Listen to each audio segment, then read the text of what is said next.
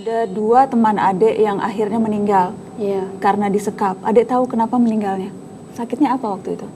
Sakitnya bengkak, pos tubuh semua bengkak karena disekap dalam rumah, tidak ada kena matahari kami.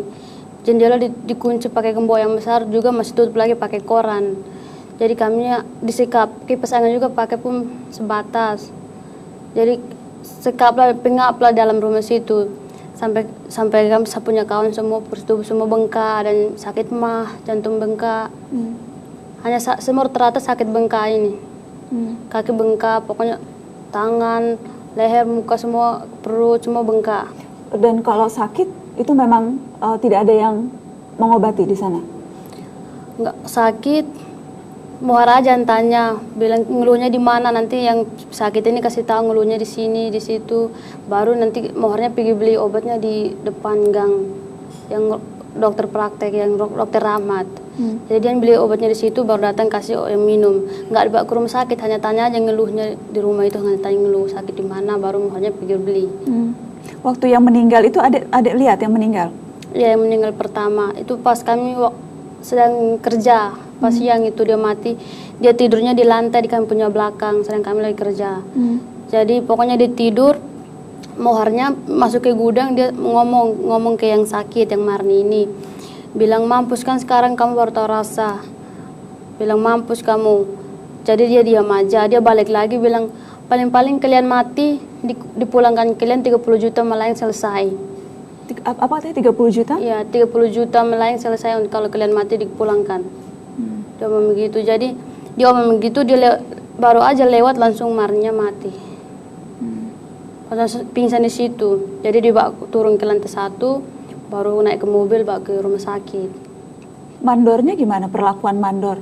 Mandor sehari-hari ada terus mengawasi adik dan teman-teman di sana? Iya. Mandornya seperti apa kelakuannya? Dia ada juga kelakuan kasar dengan teman saya, dan ada pelecehan seksual. Dia yang telanjang, saya punya teman. Ditelanjangi? Iya, ditelanjangi di tangga, di kamar mandi. Habis itu divideoin sama Vina pakai HP-nya dia sendiri. Oleh mandornya divideoin? Iya. Lagi dalam keadaan telanjang? Iya. Terus videonya diapakan?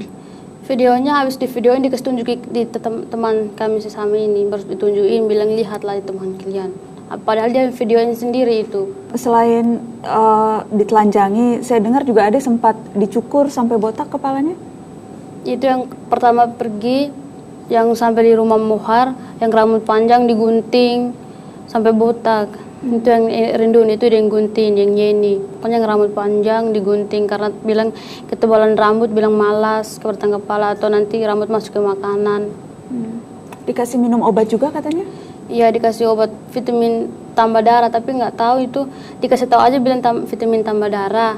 Tapi kalau kami minum saat lagi haid, stop haidnya. Jadi dibilangnya ini vitamin tambah darah, tapi waktu diminum haidnya stop. Stop kalau sedang dapat haid. Adik tahu cerita yang waktu teman adik berusaha lompat dari lantai 4? Itu seperti apa ceritanya? Sampai akhirnya kemudian ketahuan di dalam gedung itu, di dalam rumah itu adik dan teman-teman disekap oleh Mohar. Waktu itu kami pas kerja siang, kami kerja siang, dia naik ke lantai 4. Waktu itu juga nggak ketahuan, dia naik sendiri. Dia naik, jadi dia sempat loncat dari lantai 4. Ya, pas ketahuan ada kamera, jadi kelihatan dia dari kamera, ada kain-kain di situ. Pas kelihatan, ini apa, teman-teman kami naik ke atas untuk tarik dia, untuk selamatin dia. Jadi dia bilang kalau mau naik dia, pulangkan dia dulu. Dia bilang pulangkan saya dulu, baru pokoknya saya naik harus dipulangkan. Kalau nggak dikasih pulangkan, saya sempat nekat loncat. Jadi muarnya bilang, oke, nanti kamu dipulangkan. Jadi dia naik dipulangkan. Waktu itu polisi datang kan, banyak orang yang family di situ kan, tetangga banyak, jadi yang teriak. Tanya cuma 6 orang yang kasih turun di lantai 1, selain darinya itu kasih naik ke lantai 4 masuk ke gudang, dikunciin. Jadi adik juga disembunyiin? Iya, disembunyi. Jadi adik waktu polisi datang pertama, adik nggak langsung dibebaskan? Enggak, itu sebelum polisi datang kami sembunyi. Jadi yang 6 orang kasih turun aja ke bawah untuk menjadi saksi. Maksudnya supaya datang, Mohar aja bilang ke mereka 6 orang ini, bilang kalau polisi datang tanya, bilang berapa orang di sini, kasih tahu aja bilang 6 orang, hanya 6 orang. Jadi selanjutnya kami disembunyiin di lantai atas, lantai 4. Jadi selama adik sempat di dalam 3 tahun?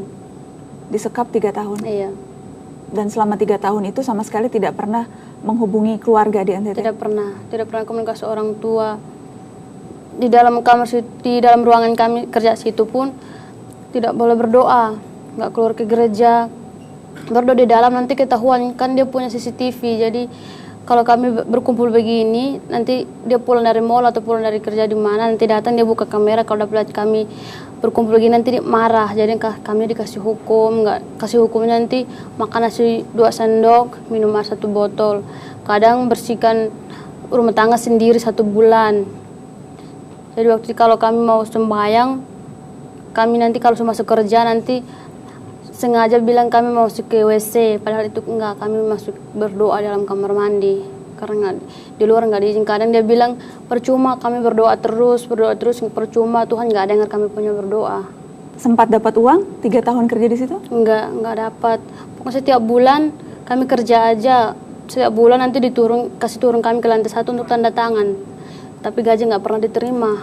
Sekarang adik di NTT? Iya. Masih mau kerja lagi? Nggak mau lagi. Sudah kapok?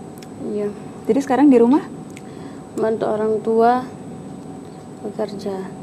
Ada yang tidak sabar karena menurut perjanjian yang mereka janjikan bersama mereka ada di penampungan cuma 1-2 minggu.